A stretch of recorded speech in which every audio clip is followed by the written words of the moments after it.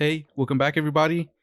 Good evening, good morning, good afternoon. If you're waking up, just woke up, or falling asleep, we're Two Mics and Some Theories. I am Pedro. This is my co host, Steven. What's up? And today, well, where do you want to start, Steven?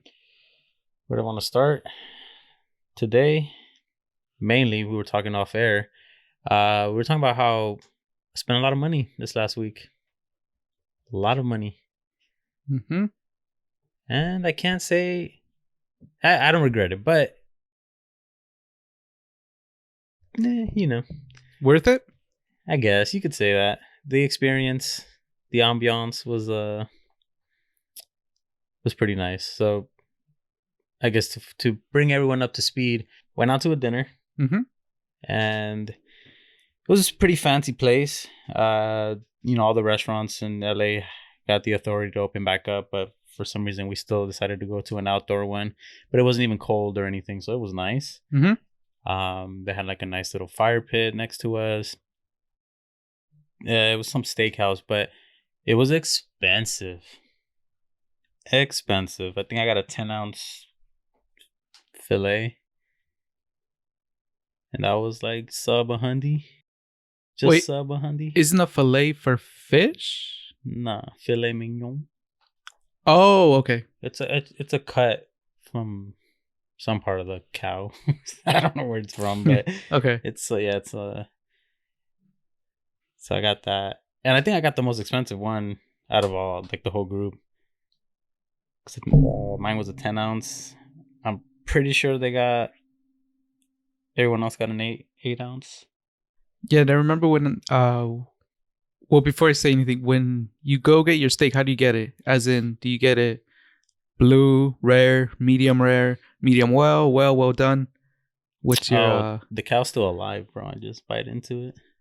I see. So you you get it extra fresh. I get it. Nah. I like it juicy, so I usually just go medium rare. But that's like all around with every type of meat, except chicken, obviously. Any type of red meat, I like it medium rare. You don't like your chicken blue? Nah. Yeah, so I usually get it medium rare. It was pretty good, but probably a one and done deal. As in the last time you get a $250. No. As in, like, I probably won't ever go there again. Like, it wasn't like, oh shit, that's the spot we need to go to every time we want a steak. Right. Like, I remember one of the first times I went to Vegas, I got like $120 steak, and that was way better than this shit. And it was like the place we went to was not fancy at all. It was like an actual steakhouse, but I wouldn't be able to tell you where it is now. Mm-hmm. I don't remember how we got there, how we ended up finding this place. We just were like, fuck it, you hungry? Let's just stop in this steakhouse. And then you think because people are anxious to go out that restaurants are gonna hike up the prices just a little bit, both in terms because there's a demand and they're trying to make their money back because of all the money they lost out on? Didn't think of it. Never thought of it. That would be the smart play. Yeah, because I would assume they would want to. They obviously don't want to raise their prices as like that much as they had it before, but I could also see like they probably want to make their money back because of all that they either lost or have been losing. Mm-hmm. So just kind of hike it up a little bit. And because there's limited spaces, as everything's reopening, it's almost being like a demand's almost being forced because there's limited seats, there's limited spots. Kind of like how, like purchasing sneakers, there's a certain amount that get created. So there's a demand for them. And now there's kind of a demand for seats in restaurants because they're limited for now, at least. I'm sure as time goes on, everything will reopen eventually, but I don't think that would be the case now. I think it should have been the case during, because they were like when you were able to have like outdoor seating and stuff. It was at even a more limited capacity. Mm-hmm. So I feel like that would make it, or give them more of a leverage to raise prices because of the scarcity of like the availability. But in that case, it was outdoor seating. Now it's actually indoor seating, and it's like the full experience of the actual restaurant, minus the mask. But pretty much it's the same as it was before, only with limited space. And some places, I'm assuming, will enforce the mask, and maybe others are a little bit more lenient to not enforce it. I feel like the only difference now would be there would be more influx. Like everyone's be like, oh fuck yeah, we can go out now. Restaurants are open. Let's go. Minus the people that are still too scared to go out. Yeah. So yeah, maybe they'll have a lot of money coming in, but I don't know if they could keep up with the like the demand. More people that come in, then they have to pay more people to work. Yeah. More food expenses. Yeah, I don't know. CC? A connoisseur of the cluck.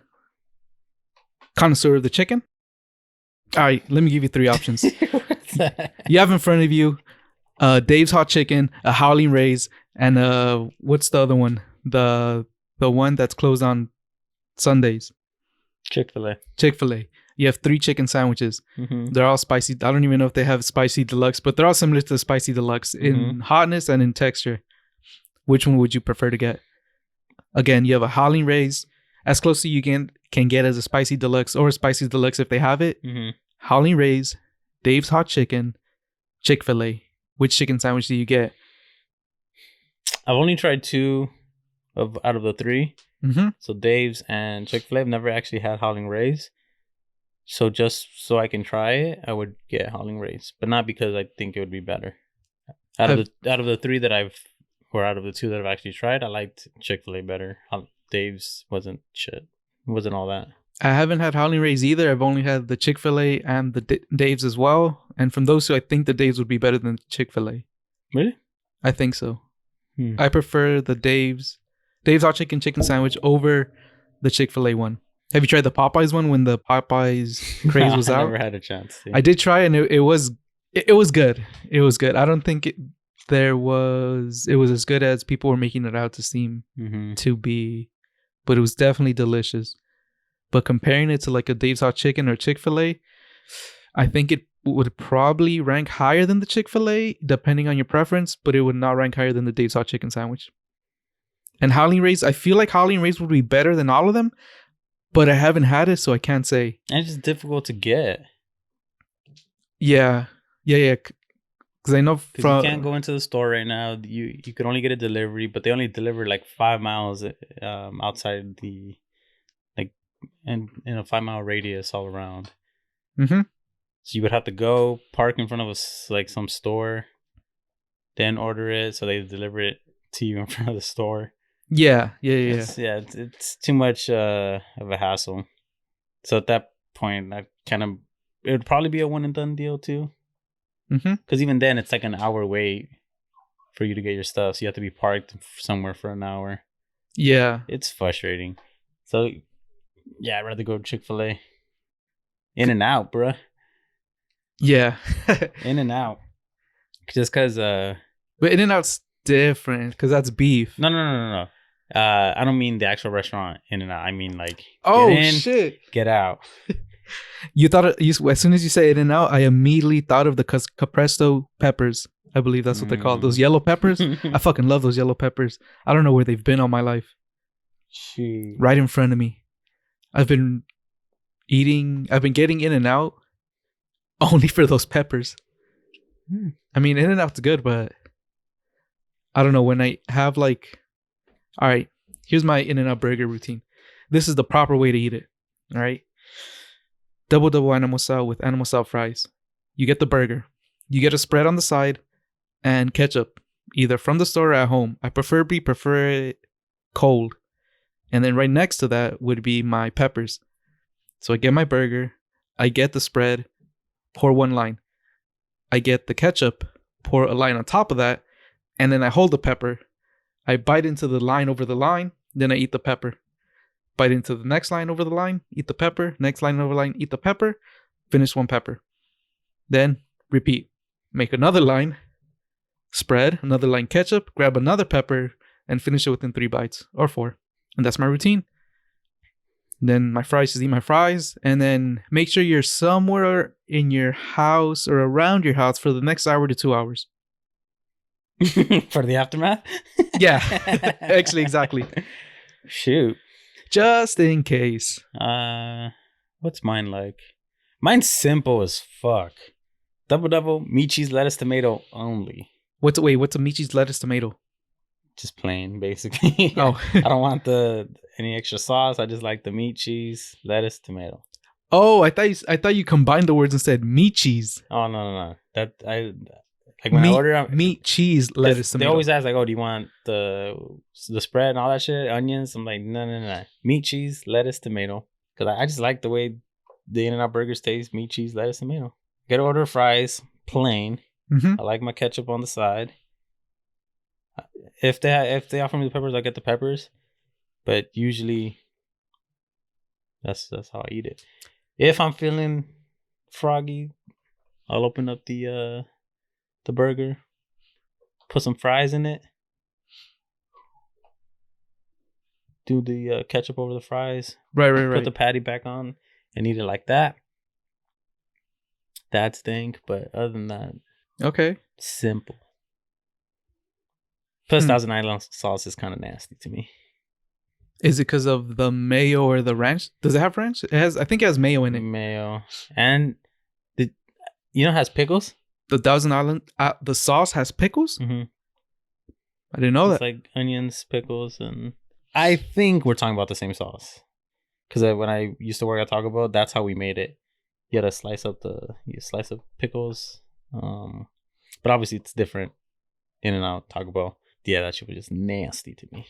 Have you seen Pirates of the Caribbean? Yes. All right. Who is the greatest captain that roamed the sea? We refer to him as Captain Jack. No. Are you aware of SpongeBob SquarePants? Yeah. Do you know who the captain, the sea pirate is in that show? They refer to him as the Flying Dutchman. And I fucking hate that meal at In-N-Out. Fuck that meal. I was so hyped when I heard about the secret menu, because at the time I was getting into the secret menu stuff, Jamba Juice secret menu at the time. Yeah. So I was like, pink Starburst, white Starburst. Oh, hello, new secret menu drink. Try it. They were all fucking good. All the Jamba Juice drinks were delicious, and I was like, damn, the secret menu is fucking amazing. And then I found out about the In-N-Out secret menu, and I said, oh, let's see what they got. And then I looked up one that said Flying Dutchman, and I just liked the name. I was like, oh, Flying Dutchman, that sounds cool. And then I went to go to, I don't know where I was at, but I got a Flying Dutchman. And I was like, hello, Flying Dutchman. And they're like, oh, Flying Dutchman? And this is where I was worried. They said, are you sure? Now, I've been to Jamba Juice, and they've never told me, are you sure? And I was like, yes? Like, yes, question mark? Yes? And they're like, okay. Okay, one Flying Dutchman. And I said, cool. And then they called my number. I went to get it, and I saw a patty and lettuce. And then I said, hey, I asked for a Flying Dutchman. They said, yeah, there's your burger. I said, and I just, like a dumbass, I just repeated it. No, but I got a Flying Dutchman. And they said, yeah, there's your Flying Dutchman, right? She like got the receipt, read it. Here's your burger. And she repeated as well. Here's your burger. I said, oh, actually, can I get the lettuce, the all the sauces added to it and the buns? She said, oh, you want a double? I said, yeah, actually, please. She said, okay, no problem. And I felt kind of robbed, because it's like they took everything out and they just gave me the lettuce and patty. And I was like, no, Dad, make it a burger. Make it a burger. Oh, damn. That's your own fault, though. I probably should have looked up what it was, but I never looked up what was in any of the Jamba Juice drinks either. I just tried them. I never looked up the ingredients. I just said, let me get this Starburst, whatever. Mm-hmm. Let me get this, Skittles drink. Let me try that. Yeah, I haven't had anything like that. Just the Jamba Juice stuff, though. Yeah. Although some of the old secret menu stuff is now just on the regular menu. You can see it. For Jamba Juice? Mm-hmm. Huh. I didn't know that. It's a fun fact. You remember when we got those cards from a fundraiser that you could get up to 6 free Jamba juices. Yeah. I still have it. Does it still work? It does, because there's no expiration date on it. I think I might still have mine as well. So I go and use it, and I was like, hey, can I use this? And they were fucking confused by it. And they're like, why does it have hole punches? And I'm like, oh, because every time I use it, they hole punch it. If they don't have a marker, because they just mark it. And they're like, oh, okay. And a lot of times they have a marker. Mm-hmm. So they'll mark it. And then I'm like, all right, cool, thanks. So I get a free one, and then also buy another one, because I'd never go to Jamba Juice by myself, right? Mm-hmm. So then we leave, and then I just get the card, and then I knew it. I rub knew off you the were going to do mark. that. So maybe like 1 out of 4 times they'll use a marker. So I still have like 2 tries left. And yeah, I've been using it. And you can extend that up to as long as they don't hole punch it. Yeah. You can. Yeah. I'm surprised they still. I think I might still. I have one of those cards, but for boba my tea. I have that one too. Except I don't go there because the line, it's ridiculous. Yeah, and for that one, they neither hole punch it nor Sharpie it. They write on it with a pen. Mm-hmm. Or I think they might have a stamp. One or the other where you can't rub it off. Yeah. But how often do you like follow up or like, oh, I'm going here. Let me get my fucking card. It more happens in short, congested like segments. Like there'll be a month. Mm-hmm. We'll go to some place every weekend. Then we'll stop for 3 to 4 months. And then in like 5 months later, then we'll go again like every day for another month or 2. Like I have a whole bunch of them for Spencer's. I know Vans gives you a version of it where they're like, oh, here's like 50% off, but you have to come use it in 2 weeks. I'm like, I just bought shoes, bro. The next time I buy shoes, it's not gonna be for another 6 months. Yeah. It's a fucking waste. They offer those at Spencer's? Like some kind of cards or reward program? Yeah. So like every time, so the reason I go to Spencer's is not for the leather, right? The leather? They have shirts, like printed, like cool shirts. The section all the way in the back corner to the right. Those shirts that only like cover one part of your body. Yeah. No, I feel you. No, fool. Oh, the like all the band T-shirts and stuff. They have like cool shirts. They do have nice shirts. That they have. You know what? I really like their beanies there. I've never. They're very a beanie or hat. Colorful. Huh.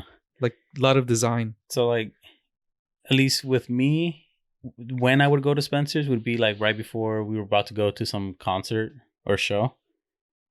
Spencer's was a go-to because in case I don't already have a shirt to take to the venue to like show my support, like, yeah, I'm a fucking fan, I would go there to get shirts. Right. Because they, for some reason, they always had whatever I was looking for. It's like Atmosphere, Wu-Tang, to name 2. But there's a whole bunch more. So I'd always go get a shirt, and they give you the little tag, a little card. Right. It says like every time you buy a shirt or anything from Spencer's, each transaction will, give you a signature or a hole stamp, hole punch or whatever. Mm-hmm. Once you get to like 10, then you get something free, or $20 off or something like that. Yeah, what is the reward at Spencer's? I'm assuming you'd be some kind of store credit. I'm pretty sure it's like $20. I've never actually completed one. I just have a whole bunch with different. So I wonder if I can just bunch them up. Bunch the Spencer's one up together? Mm-hmm. Oh, I see. I have 6 of these. Each of them have one hole punch or signature. Can I just combine them and get $20 off?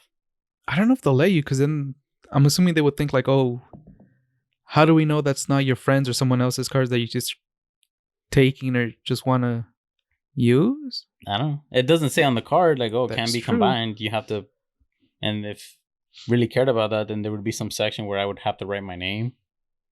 Yeah, I don't think they care that much about it. Yeah, I'm like, what the fuck are you gonna do, bro? Die over $20 that you can give in credit? Like, calm down. It's not coming out of your pocket.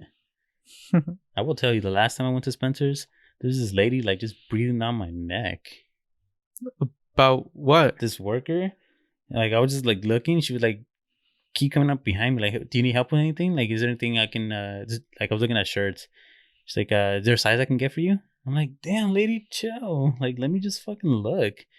And then I would go to the next section. She's like, oh, do you want to try anything on? Do you want me to, are you looking at anything up top? Do you want me to bring it down for you? But it wasn't like she was being nice about it. I just felt like she was like rushing me. I'm like, sheesh. So it was, all right. So was it like she was assuming that you were going to take something? Was it she wanted to like flirt with you? She was trying to rush you out? Or she was just like being a bitch? To me, she was just being a bitch. Mm. But if you ask anybody else, she was like, nah, she was just trying to be helpful. I did not see it that way. But then she was like questioning my fucking purchase. Oh, that's hilarious. What do you mean? Stand that. Like, oh, you're getting this one? No, she was just like, are you sure this is the one you want? Because honestly, you should get the other one because that one's just way better than it. I'm just like, first of all, I'm not going to have you tell me what I want. I want this because it shouldn't even matter to you why I want this. Just fucking ring me up, bitch. Like, damn. Oh, no, this is good. All right, so, all right. Let's pretend I'm going to be the lady there and I'm going to be hounding you. And then you're going to purchase some random thing. All right. You ready? Yes. Before we start, did she greet you? Like, did she go, hi, welcome to Spencer's? Oh, yeah. Oh, yeah, perfect. yeah. But not a greeting like, hey, welcome to Spencer's. It was, hey, you can't bring that cup in here. Oh, and I'm like, it's empty.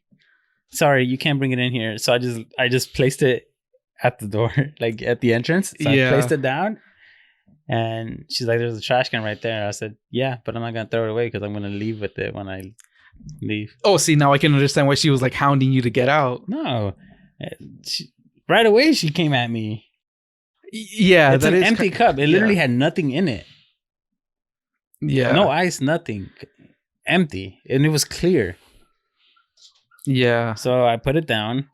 And then we're going inside, and she's like, do you need help finding anything? Blah, blah, blah. And I was like, nah, I'm good. I'm just looking. Right? It's not like even, like, I had my mask on. There was literally, I wasn't doing anything wrong. Yeah. The store was open for business. Definitely sounded like she, like, power tripped a little bit when you, like, kind of challenged her a little bit. Calm down. You work at fucking Spencer's. So then she was hounding you the whole time, and then you bring your items. And now you're at the cash register. And I don't know what you brought, but let's say you place something down. All right, go ahead. Would that be all for you? Yes. Oh, okay. And then I started my typing in the computer. And then I get the item. All right, I swipe it. Ding, ding.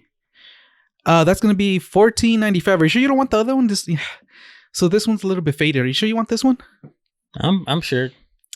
Okay, but have you heard about a deal right now? We have a special. Actually, if you buy 2 of these, you can get a 3rd one for free. No, I'm good. I only need this one, so I'm just gonna take this one. Okay, let me get this one for you. And then I'm picking it up, and I'm kind of like looking at it. I'm assuming it's a shirt because I said there's a 2 for 3. So I'm picking it up, I'm folding, opening it, and then I turn it around, and I see, ooh. So if you look right here, this logo is actually it's not the original logo from the band. If you actually know the history about it, then you would know this is actually this isn't the original. Would you like me to go get the original for you? I am good. Trust me. I picked this one. Let's just go with that one. Deep sigh. Okay. And I put it away, and then wrap it up, put it in the bag, put the bag here, kind of like hard with like a slam, like put it down. I don't even know how that t-shirt made that big of a noise, but put it down. That'll be $14.35. That was clutch. You forgot to clap us in, huh? Oh. That I did. That's why you were like trying to incorporate it. That is true. Oh, well, 3, 2, 1. Yo, we clapped in, boys. We clapped in. I forgot. I thought that was like what you were doing. I'm like, oh, that's fucking clutch. No, that's exactly what I was doing. No, but actually, the way you're doing it is even more helpful than what she did. She just she's just being straight rude? Yeah, dude. I mean, hindsight, maybe I was just annoyed because of the whole cup thing. But yeah, she was not helpful at all. She was like, I'm trying to remember exactly what I bought. It was a shirt and something else. Um, but she questioned the other item. She's like, "Are you sure you don't want this? What do you use to this? Oh, well, what do you have at home for this?" And I'm like, "Bruh, what do you like? Chill the fuck out." I'm like, and she's like, "Okay, well, just because," and she just like started giving me this thing about like the environmental issues and stuff, and I'm like, "Okay, well then, I'm just gonna. Okay, doesn't matter. I'm just gonna buy this." And like it's fine. I already know. Like, and she was literally trying to like have this discussion with me on what I use at home for this. And I'm like, I don't think it fucking matters. I came here. I picked this up. I'll buy it somewhere else if I need to. Mm-hmm. I was just fed up with this lady. So whatever, I paid, and then when I left, I on purpose left the cup. Right. I did not take the cup in the front. Yeah, left the cup. Whatever. Fuck that lady. Not really. I'm sure she's nice, but maybe she was having a bad day. If you could, would you want to buy everything from online? Order whatever you wanted from either online or pretty much never have to go out, and you can just either through computer, phone, or whatever, find it, locate it, purchase it, and then get it delivered directly to your house? Not with everything. What would you want to like physically go to get? It would have to be stuff that I can't eyeball sizing wise. I think you could almost eyeball everything. I mean, you can get it wrong, obviously. Yeah, like shirts and pants. You at can least like with like wrong. limited edition stuff, clothing wise. Because I'm back in this like weird phase where I'm not a large, but I'm not a medium. Okay. So like, teeter totter back and forth on which sizes I can buy right now. Because I used to be in between extra large and large, but now like all the clothes I have extra large just look really big on me. Mm-hmm. And for a while, large was like fitting nice. Mm-hmm. But now it's starting to get to that point where if I get something large, it just looks like I'm trying to dress baggy. So you don't want to look like you trying to dress baggy, so you rather get the medium, but sometimes the medium don't fit. So medium then you're like, like too tight and it looks like a schmedium. So and I'm just like, I'm not trying to look like that either. I'd say just stick with the large until the large looks so baggy that you're like, okay, now I have to go to a medium. Like, yeah, I guess. But that's just like a once in a while thing. I don't buy shirts all the time. Have you read Ready Player One? Or seen the movie? Read it? No. Seen the movie? No. Ready Player One? So no. Oh, okay. You said Reddit. I was like, Reddit. No, I haven't. Hold on. Before we move on. One thing for sure, I always have to go get in person would be pants. Because there's no pants made the same. Even if you get the same brand, same style, they're never the same cut. So that's one thing I always have to go, and it's like a trial. I have to try them on. Because I'll get like 2 pairs of the same size, exact same pair, and they'll both fit differently. So I have to get the one that fits as close to how I want it, and then I have to go get them tailored. So with pants, what I would do is just get one size larger and get the stretchy pants. So regardless if they're fitted, then whatever, they're loose, and if they're loose, then whatever, I put a belt. And if they're stretchy, even better. Then I go around all of that. And then I only brought the Ready Player One because in that universe, there's the main character and civilization has gotten to the point where you just order everything online, and he's gotten so invested into the game / tournament that's going on in the virtual world that in the real world he eventually gets isolated, and he's at the point where he has 0 human contact. All the food he gets, for reasons in the story, he gets really paranoid where he has a double chamber apartment, meaning that if Uber was to come to his house, they have to go into a chamber first, into like a little locked vault, I guess. First, the first door opens, they go in, it closes, and they drop their stuff. The door behind him opens, he gets out, it closes again, it gets scanned, everything gets checked, double checked, and rechecked 3-4 different times with lasers and scanners to make sure that the items that he ordered are the items that he's receiving. Right. And when it's all confirmed, Then the door that's closed, that's on the inside where his apartment is, then that one opens and he gets it and brings it in. So he has zero human contact. That's how he gets his food, toilet supplies, everything that he needs gets delivered straight to wherever he's living. And then he just goes into the oasis or the virtual world that he's in. Do you remember when we went to the gun range out near Van Nuys, the Van Nuys airport? By the hideout, the hideaway? Yes. Yeah. Do you remember when we had to, like, we were in the main lobby, and in order to get into the actual range, we had to go into a door, like into this little room. So you open it, we'd walk in, and we would have to wait for that door to close in order for us to open the next door to get into the range. Exactly like that. Sick. Just like that, except they're big steel doors. Yeah. Or the way that the book explains, they're like big steel secure doors that are meant to they're meant to take heavy damage, even an explosion. He's really paranoid that there are people trying to kill him. So he's very paranoid. Yeah. The only thing is he does become like the typical gamer who like never leaves. Like he really becomes that. But it's weird because he so there's always a girl involved that how should I say it, took advantage of this young lad, broke his heart, and then he gets overweight and then he gets ripped. He starts to get shredded because and he does it so he could game longer. So in order for him, for his stamina. Actually, yes. So the suit that he buys, because they're so advanced, and he gets sponsorships because pretty much he has this suit that fits onto his body perfectly and that can mimic his actual movements. And generally, like, the movements that he does, they're not like... have you ever seen where you can play like a gun game and you're on a treadmill, like commercials on TV or something, and there's people like on a treadmill kind of like holding the gun, and like that shit looks exhausting. But what he has is something that's kind of suspending him, where he could kind of motion the movements, but he doesn't actually get tired. Like he's not really doing the movements. So he's building his stamina. So when he does heavy movements, his character can replicate them almost to a T. And he doesn't do them often. It's only when he's in serious battle. So then he needs a stamina. And he also needs it for gaming for like long hours of time and having the concentration and focus that he needs.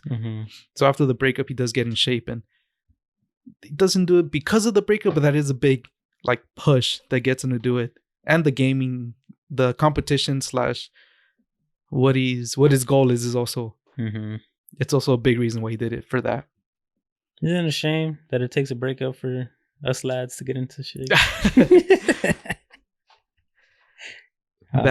Yeah, pretty much not some dramatic event. That or a health scare or something dramatic that pushes you. Yeah. That is common, right? Though people... I know it's kind of like a joke / meme where people break up and then they get in shape, but I guess that actually does happen, eh? Wait, so then in your previous breakups, have you gotten in shape right after that? I think I've only had like one legit bad breakup. Did you get in shape after that? It took a while because I think that's when it was mid recovery from knee surgery. So even if I wanted to get swole, I couldn't. But I was when I was in the worst shape of my life. And then shortly after, I turned into this fine specimen that sits next to me. But, I mean, I guess it has a part. That's a part of it. But mainly, the majority of it is I was just fed up with being unable to move. You mean like you got... Yeah, what do you mean unable to move? Just... Oh, well, because I was recovering from knee surgery, so I was in a locked brace where I could only have my foot or my leg straight. And then just getting the strength back into my quads and my hamstrings and stuff was a very uphill battle. Couldn't really drive myself anywhere. I had to depend on a lot of people to... get ready for the day because I couldn't put my own socks on because I couldn't bend my knee. Oh, that's true. So getting in and out of cars was a bitch. Yeah, just immobility was very frustrating Hmm. because I'm used to just being like, all right, well, I gotta go here, so Peace out. plates, yeah, Yeah. and I couldn't do that, and it's very frustrating to have that taken away from you, and it was like temporary, you know, Hmm. so I can't even imagine if it was like permanent and stuff. Hmm. Yeah, I've only felt that with my back, where I've kind of like it's almost like you don't know how important your leg was, or like how complicated the motion is to like actually just like even bend your leg to put on your sock until you can't do it, Mm-hmm. and then you're like, fuck, this shit's fucking hard, and you're struggling. I felt that with my back when I injured it. I don't know how. I think I injured it because I was hunched over in an awkward position for like hours because I was cutting something for an architecture project. And I remember there was a point where I just felt like something shifted out of place, where I felt like a sharp pain, and it's never gone away. Nah, damn. It only feels like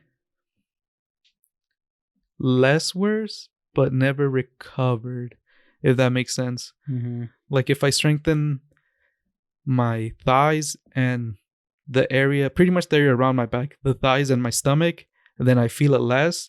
But once I started like gain weight or just those areas get weaker, then I feel the pain more during the mornings or during like intense exercises. Oh yeah, there was a point where I couldn't I had to keep my back straight like this because it kind of hurt to move it forward or backward. Similar to when you get armbarred. You know when you get armbarred really bad and you can't like bend it? Mm-hmm. I felt that on my back where I couldn't bend it. Ooh. So if the top part, this was my head, then my back would be here. And then like imagine my legs were here. I felt like I was like this and I couldn't like this and I couldn't do this. Like I was just stuck like this. And then eventually as like the days went on slowly, I was able to like slowly move and move and move until I could finally move it. Mm-hmm. Yeah, that's just annoying. Damn, you never like went to a chiropractor or rolled out your back? So my healthcare coverage, I don't know if you ever heard of this company. It's called I think so, like DBAB, DBAB, like DBAB. It's pretty much don't be a bitch.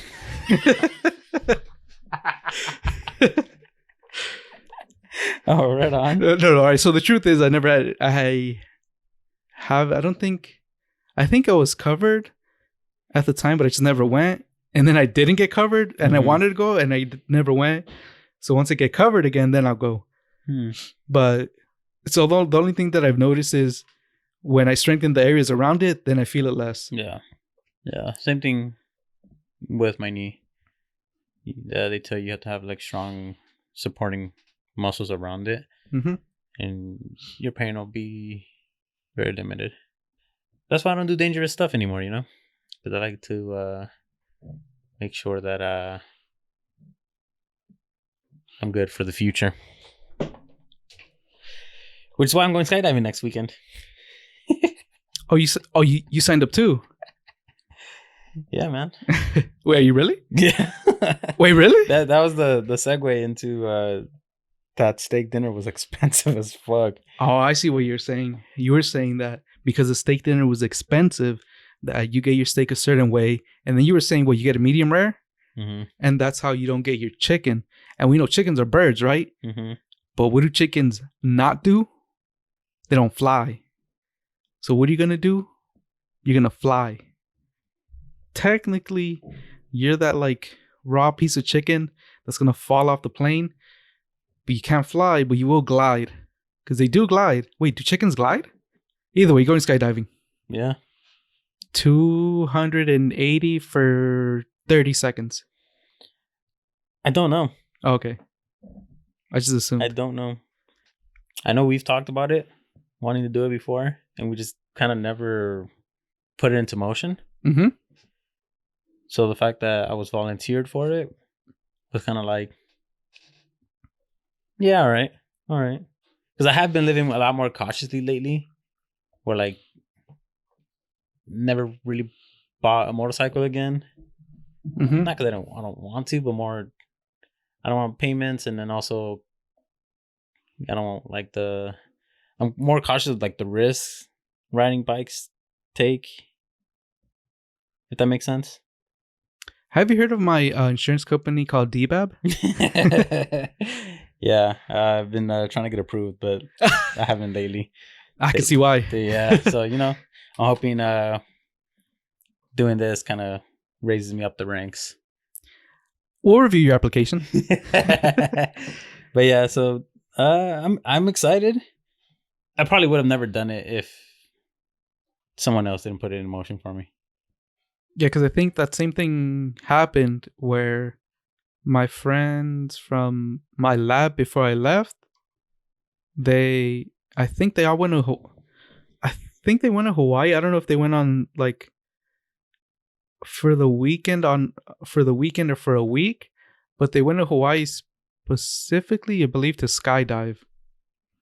And they really went for one person because he was going through a breakup at the time with his long-term girlfriend. And a couple of the other lab mates, I'm assuming they kind of convinced him to go along, and then they went skydiving. Damn, so same thing. He kind of got volunteered to go where he obviously didn't want to go, but they're like, come on, let's go. You need to go. Mm-hmm. Then they took him, and they went skydiving. Oh, yeah. So it's good. I'm volunteering you next Saturday, 7 a.m. Really? You done? How about you go first, and then we'll see. I'm approved already. Let's get your application approved. Because like, if I do it, it'll go one or two ways. I get this intense thrill, and then from that moment on, I spend the rest of my life chasing that dragon. Or I'm like, this was sick, but it's a one and done thing. I'd rather stay on the floor. Yeah. Because I'm like that with water. I like ocean. Like I went on a boat ride and it was cool, but I'd rather be on solid ground. Wait, what was wrong with the boat ride? Nothing. I feel very anxious on the water, where I'm like, if something was to go down, I don't have anything under me. Like I don't have.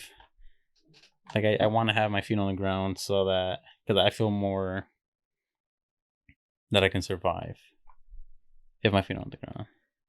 I see. Because you're out of your element, I guess. Mm-hmm. Like if there was some type of natural disaster, I would actually prefer to be on the ocean if it was an earthquake. Fuck that. If it was an earthquake, if it was a tsunami, that'd be different. Then I just get straight up. Well, if it was an earthquake on the land, it'd be rough as well. Bro, just ride the land. Yeah, bro, just go with the flow. I don't know. I just feel anxious about being in the water, at least in like the ocean. That kind of reminds me when I was first. Do you remember when you started training? Yes. Do you remember when, like in the beginning, where they would put pressure on you? Did you ever feel like that panic? Mm-hmm. I felt that panic once before when I was doing swim. Well, I was doing water polo, but we trained with the swim team during 6th period, and our water polo training started after school, from the time school ended for an hour and a half. So, but we really trained for an extra hour with the swim team, just swimming back and forth. Right. And when I first started to train with the swim team, so the way it's set up is, this is the end of the pool. Mm-hmm. This is the deepest end. This is the other side of the pool, and this is the shallow end. Right. And there's lanes all throughout. So the way it works is the slowest people go in the shallow end, and then the fastest people go in the deep end. So the fastest one is in the deep end. The slowest people are over here in the shallow end. And then the coach walks back and forth, just looking at each individual. And after practice or before practice the next day, she'll say, hey, you, go to the next lane. Or, hey, you, go back a lane. Depending on how you're performing, if she sees that you're struggling in the fast lane, she'll move you back. If she sees that you're starting to like pick up your speed, then she'll send you to one lane in front. Because when you're training, you're going back and forth, but you have to go back and forth in sync. Mhm. So you have to match the person in front of you and the person behind you speed. So you kind of, it's kind of like track, but with track, there's, you have like the entire land to like move back and forth, and you could just walk around someone. But right here, you're kind of limited because it's a pool. It's already tiny because it's a pool. So you're limited by the pool space already. And it's even more narrow because you're only focused on one lane on a back and forth. Mhm. So you're even more limited. So you really need to take advantage of the space. And that's why there's different lanes. And as I was progressing to the faster lanes, as I started to get to the faster lanes, I would feel myself kind of getting that body pressure in jiu-jitsu where you would get like it felt like your breath was kind of being taken away. I would feel that, but I felt it because I was getting so exhausted that I felt like I couldn't breathe. So if this was the water right here, you had to kind of like go to the side, take a deep breath, hold it, swim. You're holding it under the water, and then you let it out, and then you take another one, and then you're gonna, and you're swimming the entire time, so your body's moving. And there'd be times where I would like, I think I did drink water a couple times, but you have to keep going. Like if you drink water, you just got to keep going. There was a time where I was walking into the pool and I just had my stuff, hadn't gone into the pool, but I remember I could feel like the fear where you feel like you're getting pressured, like the panic, even before I got into the pool. And I kind of wanted to tell our coach, like, yo, I kind of don't feel like swimming today, but I was like, this isn't going to go away. Because I knew that I was feeling afraid to go in there because of the lack of air. Like it felt like I was going to drown. Even though I wasn't, because again, remember I was in the shallow end because I never got to the fast lane. I don't even think I made it halfway because I was really a water polo in the team, not in the swim team. So I wasn't taking the swim team too serious because, yeah, so I never made it too far high. So I could always stand up. I think the farthest I made it was where I think my head, I could stand up and the water was to my shoulders, which again, it isn't that far deep because it goes even deeper. But I knew I wasn't going to drown, but it felt like I was going to drown. And when I went in the water, that like fear intensified. But as soon as we started training, it like slowly went away to the point where like it was almost in a cycle. I would walk in, I would feel like that fear. I would get in the pool, that fear would intensify, and then we would train, and it would just slowly slope down. And each time it would just repeat, but like to a lower intensity until it eventually went away. And then till it got to the point where I was like, oh shit, this is kind of fun. And then it almost were like I was challenging like the fear, like, okay, let's see how long I can hold my breath underwater. Then it just became fun. I totally get that feeling. Yeah, but now as far as like the ocean, the only thing that bothers me about the ocean is like going in there. It's kind of not more anxious. Like, I don't know what's under me in the ocean. It's like, is there a shark there? I don't know. And I think I get that feeling from like the swamps. Like whenever I think of Florida, I think about them like just fucking alligators, crocodiles, whatever the fuck they are. You can never see them, so if you're in there, they're just gonna creep and get me from the bottom. Ugh. So I'd rather stay on land. But technically, you're gonna go off plane, so you technically not on land. True. But I'll be doing it with a professional. I hope. Oh, no, I'm sure. I think that's how it works. Well, because we'll find out. Yeah. All right, is there anything else? Nah. Just I'll let you know how it goes. Yep. Then in that case, this might be the last time we see Steven. So Steven, take care. Good ride. And then for everyone either listening as a audio podcast, thank you for listening. If you're watching on YouTube, thank you for watching on YouTube. And see you next time. Anything else before we leave? Peace. Bye.